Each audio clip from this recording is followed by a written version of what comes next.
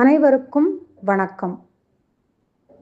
DNA ஜோதிடத்தின் அஷ்ட கர்மாக்களை பற்றி பார்ப்போம். நவக்கிரகங்களில் கேது என்கின்ற கிரகத்திற்கு கர்மப்பதிவுள்ள நட்சத்திரங்கள் கிடையாது.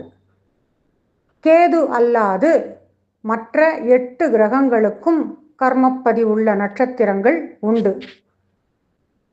அந்த 8 கிரகங்களின் பெயர்கள்: சூரியன், சந்திரன், செவ்வாய், புதன், குரு, சுக்கிரன், சனி மற்றும் ராகு.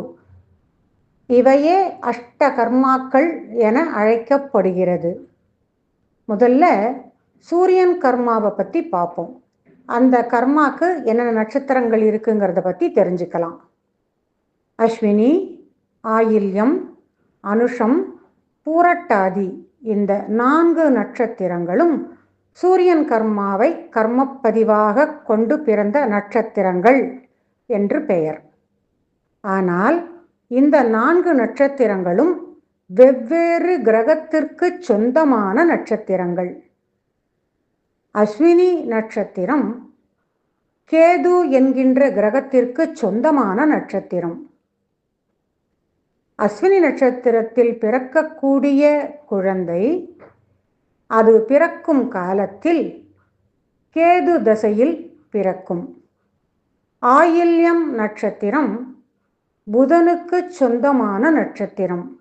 ஆயில்யத்தில் பிறக்கக்கூடிய குழந்தை அது பிறக்கும் காலத்தில் புதன் தசையில் பிறக்கும். அனுஷம் நட்சத்திரம் சனிக்கு சொந்தமான நட்சத்திரம். இந்த நட்சத்திரத்தில் பிறக்கக்கூடிய குழந்தைகள் அது பிறக்கும் காலத்தில் சனி தசையில் பிறக்கும். பூரட்டாதி இது குருவிற்கு சொந்தமான நட்சத்திரம். பூரட்டாதியில் பிறக்கக்கூடிய குழந்தை அது பிறக்கும் காலத்தில் குரு தசையில் பிறக்கும்.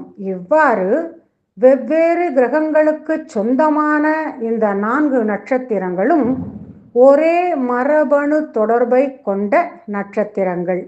எப்படின்னா, அஸ்வினி நட்சத்திரத்தில் ஒரு குடும்பத்தில் ஒரு குழந்தை பிறந்திருக்கு அப்படின்னா, ஆயில்யம், அனுஷம், பூரட்டாதி இந்த 3 நட்சத்திரமும் தாய் வழியிலோ தந்தை வழியிலோ ஏற்கனவே பிறந்திருப்பார்கள்ங்கிறது தான் அர்த்தம்.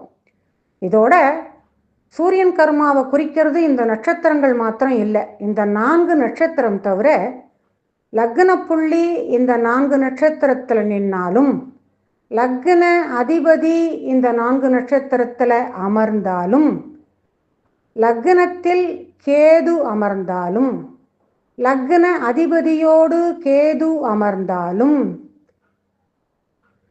12ஆம் பாவத்தில் கேது அமர்ந்தாலும், 12ஆம் பாவ அதிபதி லக்னத்தில் அமர்ந்தாலும், லக்ன அதிபதி 12ஆம் பாவத்தில் அமர்ந்திருந்தாலும், மீன வீடு லக்னமாக அமைந்தாலும், அதே மீன வீடு ராசியாக அமைந்தாலும், இவ்வாறு உள்ள அமைப்பு சூரியன் கர்மாவை கொண்ட குழந்தை என கூறப்படுகிறது.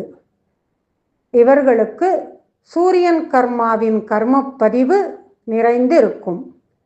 இனி ஒவ்வொரு பதிவாக ஒவ்வொரு கர்மாவை பற்றி பார்க்கலாம். நன்றி, வணக்கம்.